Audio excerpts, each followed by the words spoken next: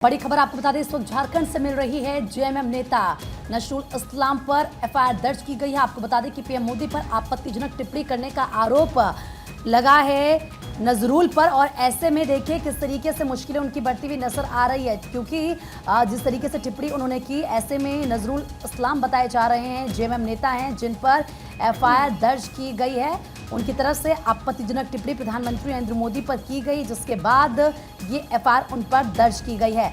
19 तारीख को पहले चरण का चुनाव होना है। तमाम राजनेता कई रैलियां कर रहे हैं, जनसभाएं कर रहे हैं, जनता को साधने की कोशिश कर रहे हैं, लेकिन इस दौरान कुछ ऐसे भी नेता हैं जो भाषा की मर्यादा को भूल जाते हैं और इस तरह की टिप्पणी कर देते हैं। इसी में शुमार हो चुके हैं जेएमएम के नेता नसरुल इस्लाम, जिन्होंने प्रधानमंत्री नरेंद्र मोदी पर आपत्तिजनक टिप्पणी की है, जिसके बाद उनकी मुश्किलें बढ़ गई हैं क्योंकि उनके खिलाफ एफआईआर दर्ज की गई है।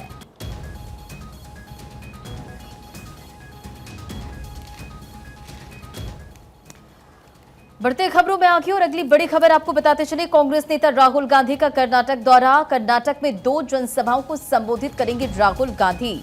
तो कर्नाटक के उप मुख्यमंत्री डीके शिव कुमार ने इसे लेकर बीते दिन जानकारी भी शेयर की थी कि राहुल गांधी बुधवार को कर्नाटक पहुंचेंगे और राहुल गांधी मंड्या और कोलार संसदीय क्षेत्रों में कार्यक्रम को संबोधित करेंगे, यानी कि जनसभा को संबोधित करते हुए नजर आएंगे और पार्टी के पक्ष में वोट की अपील करते हुए नजर आएंगे कांग्रेस नेता राहुल गांधी। तो देखिए, तमाम दिग्गज अलग अलग राज्यों में पहुंच रहे हैं, चुनावी हुंकार भरते हुए नजर आ रहे हैं और 19 अप्रैल को पहले चरण का मतदान होना है और ऐसे में अलग अलग राज्यों में तमाम दिग्गजों की मौजूदगी, चुनावी हुंकार भरते हुए नजर आ रहे हैं। और ये पहले की तस्वीर आपके स्क्रीन पर चल रही है जब राहुल गांधी रोड शो कर रहे थे, जनसभा को संबोधित कर रहे थे। देखिए, भारी संख्या में यहाँ पर लोगों की भीड़ नजर आई और आज कांग्रेस नेता राहुल गांधी कर्नाटक के दौरे पर रहने वाले हैं और कर्नाटक के उप मुख्यमंत्री डीके शिव कुमार ने मंगलवार को बताया था कि राहुल गांधी बुधवार को कर्नाटक पहुंचेंगे और राहुल गांधी मांड्या और कोलार संसदीय क्षेत्रों में जनसभा को संबोधित करते हुए नजर आएंगे।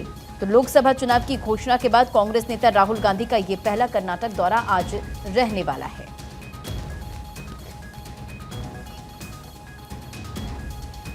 अगली बड़ी खबर उत्तर प्रदेश से। प्रियंका गांधी सहारनपुर में रोड शो करते हुए नजर आएंगी। कांग्रेस प्रत्याशी इमरान मसूद के समर्थन में वोट की अपील आज वो करने वाली है। तो ये बड़ी खबर आपको उत्तर प्रदेश से फिलहाल हम बता रहे हैं। कांग्रेस प्रत्याशी के समर्थन में प्रियंका गांधी आज का रैली रोड शो करेंगी। इमरान मसूद जो प्रत्याशी है कांग्रेस पार्टी के, उनके समर्थन में आज रोड शो करेंगी प्रियंका गांधी। सहारनपुर में उनका दौरा। एक तरफ आपको राहुल गांधी के दौरे को लेकर हम जानकारी दे रहे थे इससे पहले, और अब प्रियंका गांधी सहारनपुर आज जाने वाली हैं।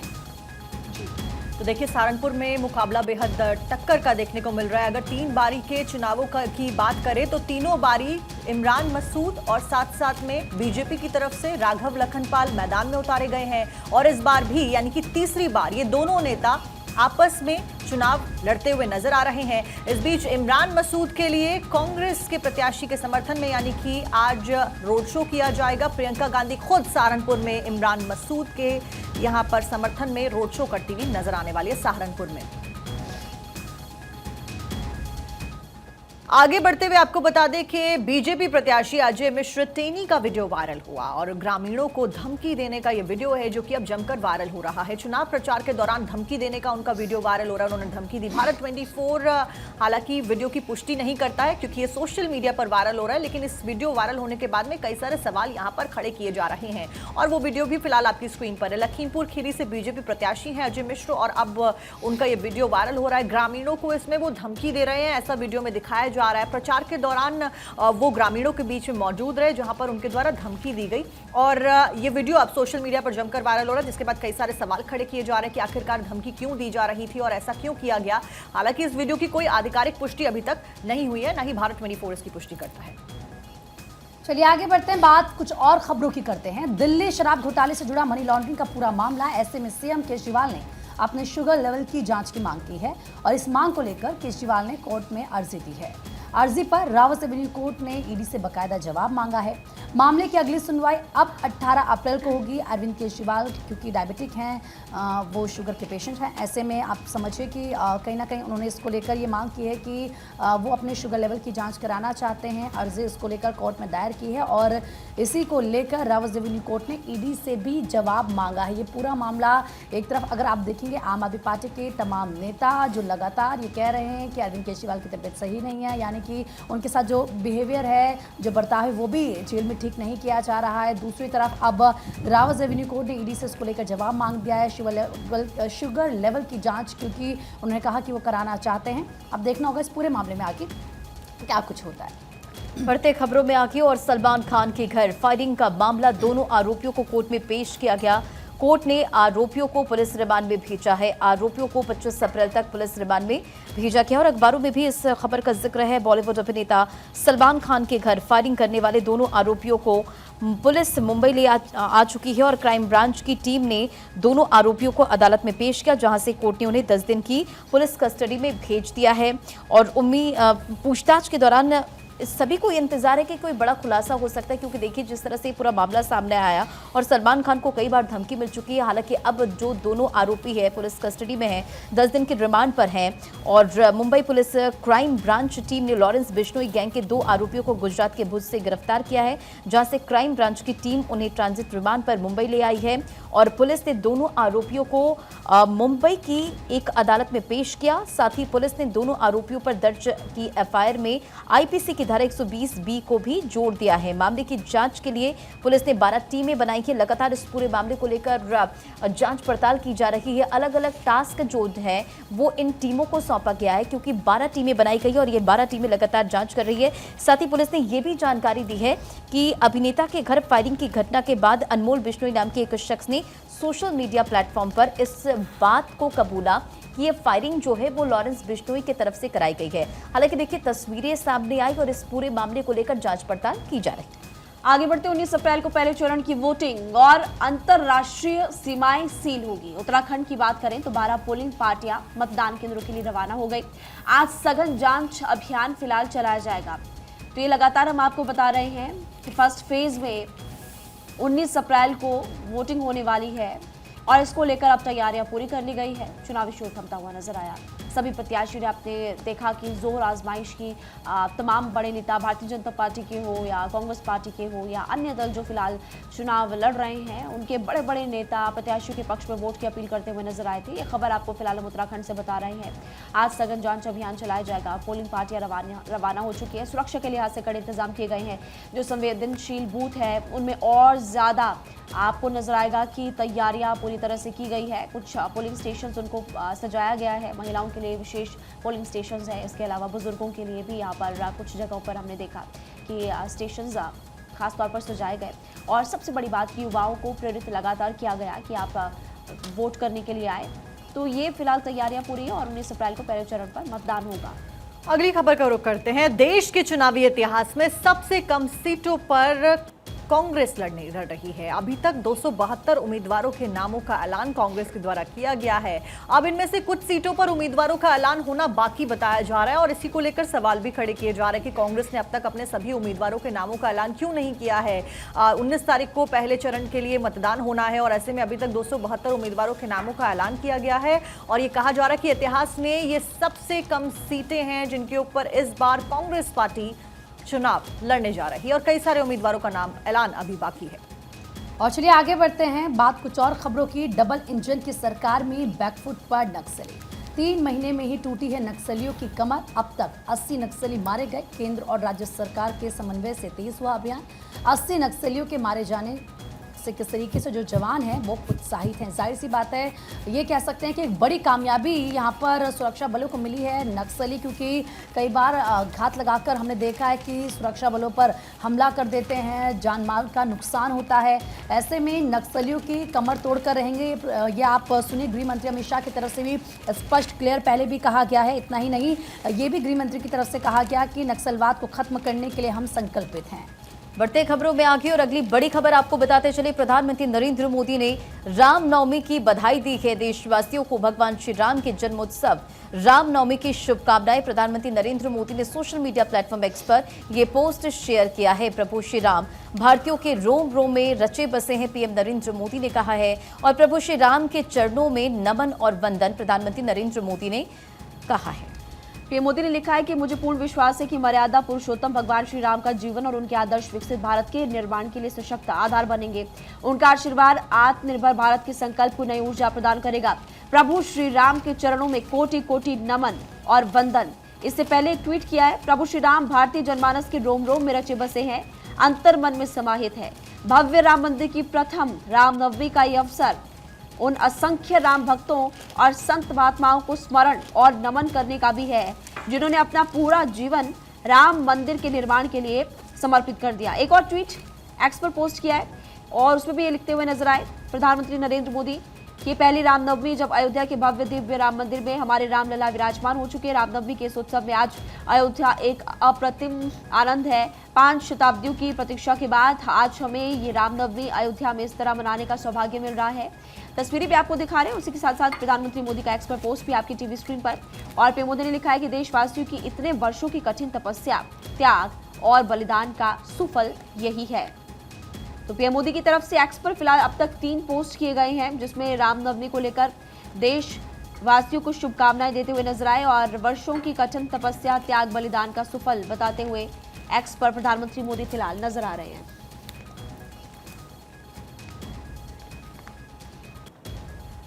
आगे बढ़ते हैं खबरों में। आपको बता दें कि राजनाथ सिंह ने केरल में चुनाव प्रचार किया। इस दौरान राजनाथ सिंह ने केरल में रोड शो किया। तिरुवनंतपुरम में रोड शो उनके द्वारा किया गया। रोड शो में बड़ी संख्या में लोग मौजूद रहे और लोगों को देखा गया। बीजेपी के बारे में नारे लगते हुए नजर आए और साथ साथ में गृह मंत्री अमित शाह जहां अलग अलग जगहों पर दौरे कर रहे हैं, वहीं उसी के साथ में प्रधानमंत्री नरेंद्र मोदी भी कमान संभालते हुए नजर आए। रक्षा मंत्री राजनाथ सिंह केरल में मौजूद रहे। तिरुवनंतपुरम में उनके द्वारा एक रोड शो किया गया, जिसकी तस्वीरें फिलहाल आप अपनी स्क्रीन पर देख रहे हैं। यहाँ पर लोग काफी संख्या में मौजूद रहे। बीजेपी के समर्थक बड़ी तादाद में मौजूद रहे। बीजेपी के पक्ष में वोट यहां पर मांगे गए। जनता से आशीर्वाद राजनाथ सिंह के द्वारा, जो कि हमारे रक्षा मंत्री हैं, उनके द्वारा मांगा गया। तिरुवनंतपुरम की फिलहाल ये तस्वीरें आप देख रहे हैं, जहां पर राजनाथ सिंह केरल में चुनाव प्रचार करते हुए बीजेपी के लिए नजर आए। बिल्कुल। और देखिए आगे बढ़ते हैं बात कुछ और खबरों की। जहाज पर बंधक के परिवार से हुई है बात। इजरायल के जहाज पर कैद हैं 17 भारतीय। ऐसे में इजरायल का जहाज ईरान की कैद में है और इसमें 17 भारतीय भी हैं। बंधक ने कहा कि शिप पर हम सुरक्षित हैं, उन्हें कोई भी नुकसान नहीं पहुंचाया गया है। कब्जे में भी सुरक्षित हैं सभी भारतीय। उनके पास खाने पीने की पूरी चीज़ें हैं। यानी कि ये एक राहत की खबर है कि जो 17 भारतीय इस जहाज़ पर सवार हैं वो सभी सुरक्षित हैं। क्योंकि जब फ़ोन पर बातचीत की गई परिवार के साथ, तो इस बात का जिक्र उन्होंने किया कि उनको कोई दिक्कत नहीं है, खाने पीने की भी वहाँ पर पूरी व्यवस्था है। इसके अलावा वो सभी के सभी सुरक्षित हैं। एक बहुत बड़ी मुश्किल, क्योंकि पहले माना जा रहा था कि खड़ी हो गई है, लेकिन उसके बाद जिस तरीके से जो हमारी इंटरनेशनल पॉलिसी है और जिस तरीके से हिंदुस्तान का डंका पूरे विश्व में बज रहा है, उसके बाद सीधा असर उसका यहाँ पर भी नजर आया है। बढ़ते खबरों में आगे, बेंगलुरु हवाई अड्डे से 37 मिलियन यात्रियों ने उड़ान भरी और वित्त वर्ष 24 में 37 मिलियन यात्रियों ने सफर किया है। 4 साल में सबसे अधिक यात्री यहां पर पहुंचे और 32.86 मिलियन घरेलू यात्रियों ने सफर किया है। 4.67 मिलियन अंतर्राष्ट्रीय यात्री भी इसमें शामिल और पिछले साल ये पूरी संख्या थी 31.91 मिलियन। तो एक ये पूरी जानकारी जहां बेंगलुरु हवाई अड्डे से 37 मिलियन यात्रियों ने उड़ान भरी है। वित्त वर्ष 24 में 37 मिलियन यात्रियों ने सफर किया है। बारामती चुनाव की बात करेंगे। बारामती में 2 और पवार मैदान में सवाल, क्योंकि रोहित पवार की मां ने लिया है नामांकन फॉर्म और अजित पवार पत्नी सुनेत्रा पवार के लिए डमी उम्मीदवार होंगे। साथ ही सुनंदा राजेंद्र पवार सुप्रिया सुले के लिए डमी उम्मीदवार होंगी। तो इसलिए बारामती में 2 और पवार मैदान में ये सवाल खड़ा होता है।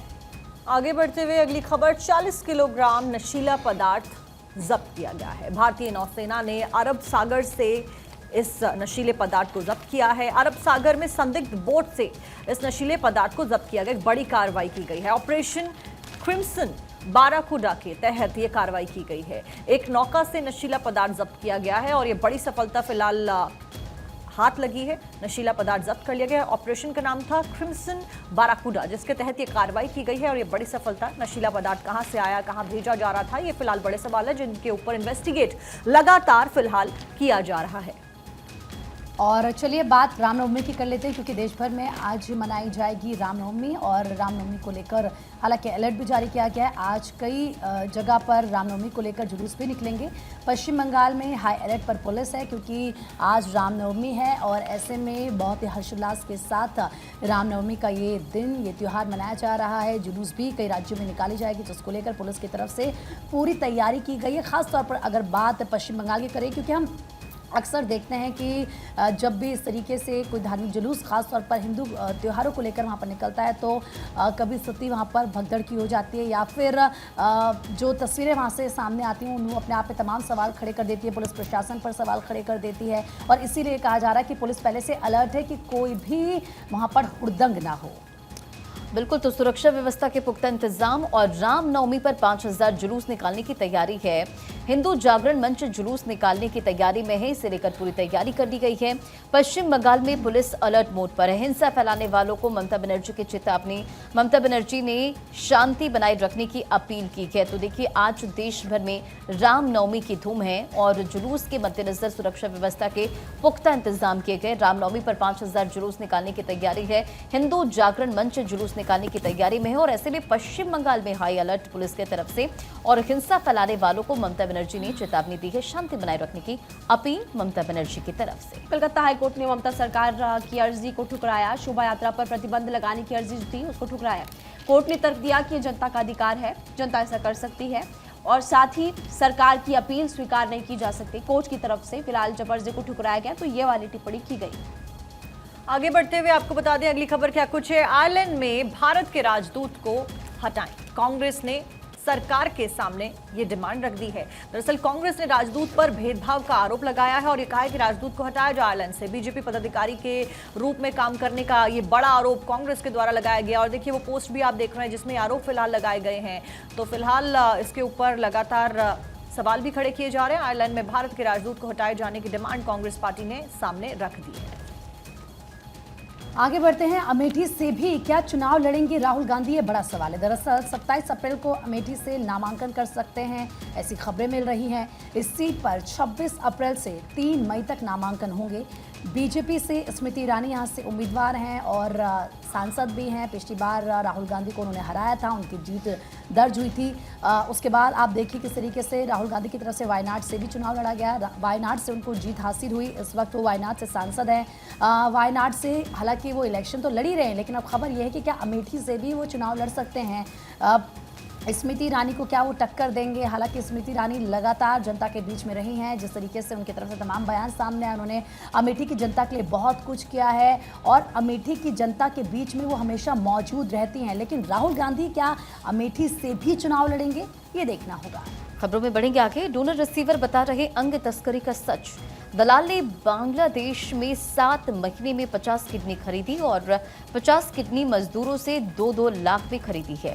जयपुर में 23 लाख रुपए में किडनी अब बेच दी। तो ये बड़ी जानकारी आपको दे रहे, जहां डोनर रिसीवर बता रहे अंग तस्करी का सच और दलाल ने बांग्लादेश से 7 महीने में 50 किडनी खरीदी है।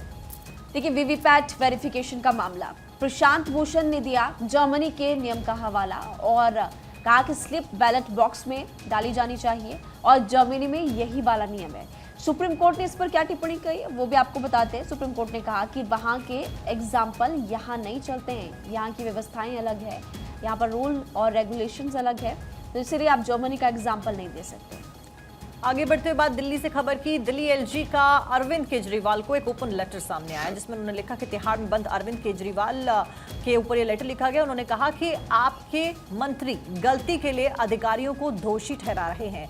आतिशी की मांग के बाद में लेटर यहाँ पर लिखा गया। ओपन लेटर ये रहा। आतिशी ने दिल्ली जल बोर्ड के सीईओ को सस्पेंड करने की मांग उठाई थी। मुफ्त पानी का सपना दिखाकर दिल्ली के लोगों के साथ में धोखा किया जा रहा है, ये बात कही गई। फिलहाल दिल्ली के एलजी ने अरविंद केजरीवाल को अब ये ओपन लेटर लिखकर बताया कि अपनी गलती अधिकारियों पर डाल रहे हैं आपके मंत्री। ये बड़ी बात की कही गई दिल्ली के एलजी के द्वारा। बात पटना की कर लेते हैं। पटना में अनियंत्रित होकर ऑटो क्रेन से टकराई है। दरअसल हादसे में 7 लोगों की मौत की खबर है। दर्दनाक हादसा हुआ है। मरने वालों में एक बच्चा भी शामिल बताया जा रहा है। देखिए किस तरीके से पटना से, बिहार की राजधानी पटना से ये खबर, जहां पर अनियंत्रित ऑटो क्रेन से टकरा गया। इस हादसे में 7 लोगों की मौत हो गई। मरने वालों में एक बच्चा भी शामिल है। ये बड़ी जानकारी वहां से मिल रही है। हालांकि कुल कितने लोग सवार थे इस ऑटो में, ये देखना होगा। कितने लोग घायल हुए हैं। 7 लोग तो बताए जा रहे हैं जिनकी जान चली गई है। इसमें एक बच्चा भी शामिल है। बिहार की राजधानी पटना में ये दर्दनाक हादसा हुआ है। हालांकि अनियंत्रित ऑटो बताया जा रहा था, यानी कि शायद रफ्तार बहुत ज़्यादा ऑटो की रही होगी और ऐसा भी हो सकता है कि जो डायरेक्शन थी वो सही नहीं होगी क्रेन से, इसी वजह से ज़बरदस्त टक्कर हो गई, जिसमें हादसे में 7 लोगों की दर्दनाक मौत हो गई। और देखिए दर्दनाक हादसा, तस्वीरें अगर आप देखें तो किस तरह से ये पूरा ऑटो क्षतिग्रस्त नजर आ रहा है। बढ़ते खबरों में आगे बात प्रयागराज की बड़ी खबर, जहां कमरे में मृत महिला और पुरुष मिले हैं जो कि सिपाही बताए जा रहे हैं, और एक ही बॉडी बेड पर दूसरी की फंदे पर लटकी मिली। और मामले में 2 तरह की आशंका जताई जा रही है। पहली आशंका है कि दोनों ने सुसाइड किया है। हालांकि इस पूरे मामले को लेकर जांच पड़ताल की जा रही है। वहीं दूसरी तरफ हत्याओं को और आत्महत्या दिखाने की चर्चा हो रही है। पुलिस इस पूरे मामले को लेकर तफ्तीश में जुटी हुई है। अगली खबर राजस्थान से, नाबालिग के साथ जबरन दुष्कर्म का मामला सामने आया।